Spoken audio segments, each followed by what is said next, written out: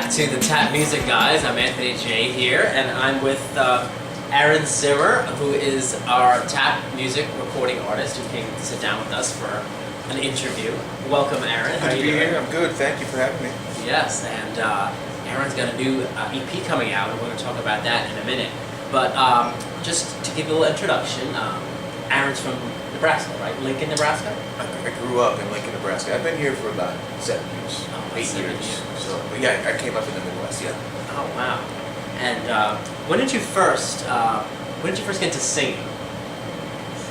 You were very young. Probably church when I was 4. I don't know. Oh wow! I don't know. I've been in grade school and high school and college. Any of the vocal ensembles, I always did that. It's really just. When did you recognize you had a singing talent or a musical talent? Well, I think I recognized that because my dad has one. Also runs it. Yeah, I have an older brother, and he's really musical, so I think I just figured I'd do well at it if I just gave it a shot. Oh wow! So now, when you were growing up, obviously you must have listened to a lot of bands and music when you were a teenager and younger. And so, what kind of influences did you have when you were? Well, this is the question that everyone asks, and I feel like I don't have a good answer for it because I really didn't get it. I didn't discover all the rock and roll icons until way later. My folks listened to pop music, and I know all the Carpenter stuff. My mom loves Elvis Presley, and my dad loves anything vocal, Manhattan Transfer and things like that. So I didn't actually discover rock and roll music until high school almost. I think Alice in Chains was the first band that it was a rock band that I loved. Before that, it was all pop stuff. So your family was very into music. Yeah. I see. Well, that's interesting. So as far as your musical style, would you best describe it as is it alternative rock or is it kind of? I guess so. Mix of... I think that we're calling this record alternative pop rock. Yeah, it does have a pop kind of sound. Yeah, it's definitely. I mean, I'm a pop artist, but I think that there's some rock and roll influence in there. There's definitely some alt country type stuff in a few too. So I like that label, alt pop rock. Yeah, excellent. Now, before you became a solo artist, you were in a band back in Nebraska. That's right, and and it was called the Aaron Zimmer Band, so it's not really that big of a change. But yeah, I quit college and put a band together with a group of college friends, and we recorded a record in my apartment, and sort of just played the Midwest and branched out as best we could. Wow, you recorded an album in your apartment. The first one, yeah, the first one I don't know if you remember, Roland had these machines, these 24-track digital recorders. They were $1,000 and everybody bought one. And so everyone was making these records in 1999 on those types of things. And so I did one too, and it sounded awful, but we just pressed it anyway and did our best. We ended up recording more. But you were touring briefly with the band, and then the band kind of broke up, and that's when you decided to... Yeah, we signed a deal with a booking agency, and we bought a big tour bus, and we really went after it. And, like a lot of bands who do things like that, it didn't work. So we kind of fell apart, and moved back home to Lincoln, and I moved out here about a year later. Wow. So because you were really determined to stick with into the music. Yeah, I think so. When you went solo. It's all I've ever really worked at, so it seemed like it would have been a mistake to quit then. Yeah. So when did you come to New York City? What year was it? I left January 1st of 2004. I got here January 3rd, 2004. 2004. Mm-hmm. Wow. So that's... And you worked... tell us how you met this producer, Christian Kassan. Christian Kassan. Christian Kassan. He had worked with David Byrne and... Yeah, he's done a lot of stuff. Yeah. He, I sort of not a great story. We had a mutual friend that he was working on a record. His record sounded great, so I just wanted, I wanted to work where he was working. And we did one song together in I think 2007. Right. And then as soon as we were sort of done with that, we knew we were going to make a record. So and then we put a record out in 2009 called Live Wires. Yes, Live Wires. Yeah. The EP. Now, you released that. It was about 2009. Yeah. And, late 2009. Yeah, that's right. Yeah. Now the songs, when you do your songwriting, and we listen to the songs, is there a certain theme to them? Is there kind of a theme of kind of overcoming the struggle, or kind of like Well, personal obstacles? I think definitely on the last record there was that, and it did occur to me that a lot of the content was really the same, similar content until the record was done. And, it was kind of a disappointment to me that it was that way. And so the new EP that we've got coming out, I really feel was different. Approach songs in a different way. They're not all about me. They're not always such downers. And even the way I was writing songs, the way I tuned the guitar, I just tried to do everything completely different this time around. And I think that this new record sounds different because of that. So when you're songwriting, are you like composing them like on the guitar or? Yeah, guitar usually. Sometimes just melodies or ideas in my head, but mostly it's guitar. Now let's get into the upcoming EP that you have coming out. Yes. You entitled it. It's called "This Time Next Year." Mm-hmm. This time next year. This time next year. Here it is. In case we have it right here, coming out on the 21st. Is it? 21st. 21st Yes, of June. 21st Yes. of June. Yes. We love the title. How did you come up with the title?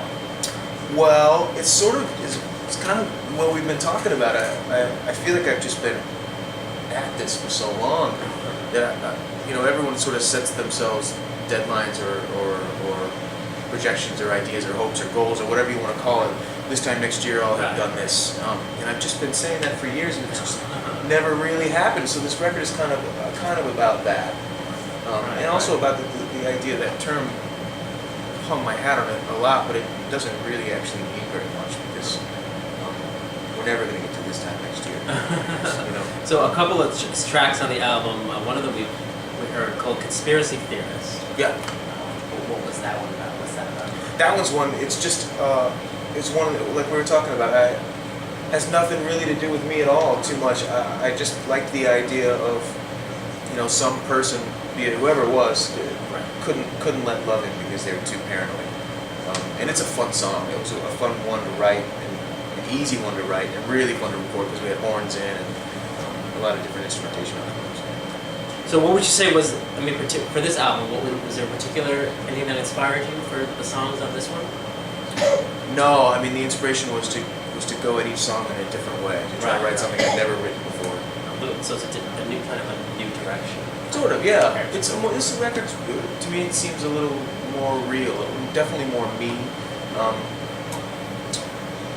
I don't know why, it just does. I don't know, it seems fresh to me and exciting. Yeah. So you got a lot of tattoos, as you can. Yeah, I got a few. We love those. Yeah. And let's get into what's going on for the CD. You have a release party coming up right at the end of the month. June 25th at the Bowery Electric. Bowery Electric, right here. We have two really, really great bands that are playing on the bill too. A band called Apollo Run and a band called The Last Royals. The Last Royal. Yeah. Doors at 7, shows at 8. It's gonna be great. We've got a guy by the name of Andy Lynn. He's got this thing called the Self Portrait Project, where it's like a really, really tricked out photo booth, but it's all free and really fun. And we're gonna shoot the images onto a big screen. Wow. Booze specials. We had a lot of stuff happening. It's gonna be great. June 25th at the Bowery Electric. Yes. And so, what is it like performing? Do you really love performing as much as recording, or is it? Yeah, I do. When I'm recording, I can't wait to perform, and when I'm performing, I can't wait to perform. But I really do, and I love to travel, and I do love to perform, be it with a band or by myself, which I do a lot of both. You don't have a preference then, which you like better, being in the studio or being out? Oh, between the studio, no, because they're so different, and they satisfy way different things. No, live performance is something altogether different because it's about an experience with different people every day. Whereas recording is an experience because it's a lot about you and a lot about your songs and how they're going to sound. And they're both wonderful. Did you have a specific location that you performed at that you like most, perhaps? Favorite spot? Oh, in New York or anywhere? Good question. Any of the places in Nashville are great to play at. I love to play in my hometown area because the crowds are big. In Lincoln? In Lincoln, and even Kansas City and Chicago. I love those towns to play. I think that this Bowery Electric place, I've never played there before, but I think that it might end up being my favorite spot to play before. It's a nice Oh, big really? room. It sounds good in there. I've seen shows but I never played. So I think that one will be. This will be the biggest show I've done. Wow, that sounds really exciting. I hope so.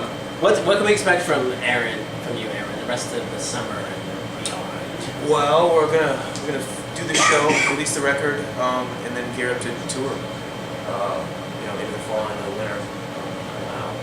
Count on being on the road a lot. The last part of the last half of this year, and then into 2012. Now you did there's a little charity thing that goes along too with Yeah, with the album. it's called Bark. Bark.org. It's for abandoned animals in Williamsburg where I live. I have a dog, and they're just everywhere. Cats in particular are just. Williamsburg is kind of a no man's land for homeless animals. It's awful. So they're finding good homes for stray cats and dogs rather than putting them down. That's a great cause. Yeah, I like them very much. So you live in Brooklyn? Yeah, it's Williamsburg, Brooklyn. Yeah. Nice. Right. So this is the new EP coming out. It's called. Tell us. This time next year. This time next year. We've all probably said that a few times. That's right. So that's the name of the EP coming out. You can see it here. It comes out or is released on the 21st. Yeah, This month. it'll be out June 21st, and then the record release party here in New York is June 25. All right, Aaron, thank you for joining us. Aaron's Good to be here. with Thank us you very from much. Tap Music, and you can find his music here on the tapmusic.com website and pretty much everywhere else, right? In stores, on the web, Yes, iTunes, that's right. etc., etc. All right, Aaron, appreciate it. Good luck. Thank you very much. Good evening, guys. Thank you.